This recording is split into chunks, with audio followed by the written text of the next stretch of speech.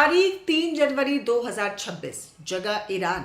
सड़कें धधक रही हैं, गोलियां चल रही हैं और तेहरान के बाजारों से एक ही नारा गूंज रहा है, मुल्ला ईरान छोड़ो।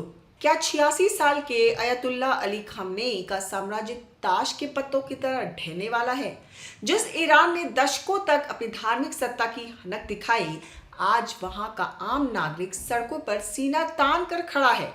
मौत का आंकड़ा बढ़ रहा है, करेंसी कागज का टुकड़ा बन चुकी है और जनता कह रही है तानाशाह मुर्दाबाद। क्या ये 1979 की क्रांति जैसी ही कोई बड़ा तख्ता पलट है? आज करेंगे ईरान के इस महासंकट का पूरा पोस्टमार्टम। आखिर ये आग लगी क्यों? इसका सबसे बड़ा कारण है भूख और गरीबी। ईरान की करेंसी रियाल इतिहास के सबसे निचले स्तर पर पहुंच गई है। एक अमेरिकी डॉलर की कीमत अब 14 लाख ईरानी रियाल हो चुकी है। सोचिए, एक ब्रेड खरीदने के लिए लोगों को नोटों की गड्डियां लेकर जाना पड़ रहा है।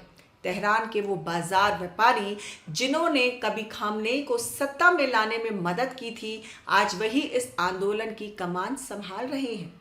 ये प्रदर्शन अब सिर्फ तेहरान तक सीमित नहीं है, ये शिराज, इस्फहान और करमनाशाह जैसे दूर दराज के गांवों तक फैल चुका है।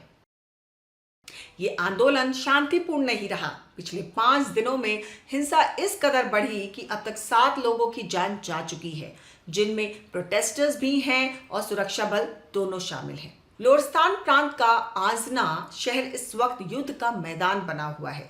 सोशल मीडिया पर वायरल वीडियो में गोलियों की गूंज और चीखें सुनाई दे रही हैं।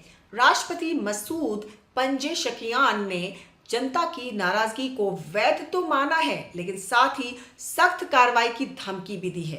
ये बिल्कुल 2022 के महसा अमीनी आंदोलन की याद दिलाता है, जिसने ईरान की नींव हिला दी थी। अब सवाल ये है कि क्या खामनेई ईरान छोड़कर भागेंगे? एक्सपर्ट्स का मानना है कि खामनेई इस वक्त चौतरफा घिरे हैं। एक तरफ आर्थिक पतन, दूसरी तरफ भीषण जल संकट और तीसरी तरफ कमजोर पड़ती सैन्य स्थिति। 86 साल की उम्र में खामनेई बड़े फैसले लेने से डर रहे हैं। सुरक्षा बलों ने गिरफ्तारियां तेज कर दी हैं, पत्रकारों को जेल में डाला जा रहा है, लेकिन तानाशाह मुर्दाबाद के नारे धीमे नहीं पड़ रहे। जब मिडिल क्लास और व्यापारी वर्ग सड़कों पर उतर आता है, तो समझ लीजिए कि सत्ता की उल्टी गिनती शुरू हो चुकी है। ईरान इस वक्त ज्वालामुखी के मुहाने पर खड़ा है। अगर ये प्रदर्शन नहीं रुके तो अयतुल्ला का धार्मिक शासन इतिहास बन सकता है। क्या ईरान में लोकतंत्र की वापसी होगी या ये देश एक और सिविल वॉर की ओर बढ़ रहा है? आपको क्या लगता है, क्या ईरान की जनता को इस बार आज़ादी मिलेगी?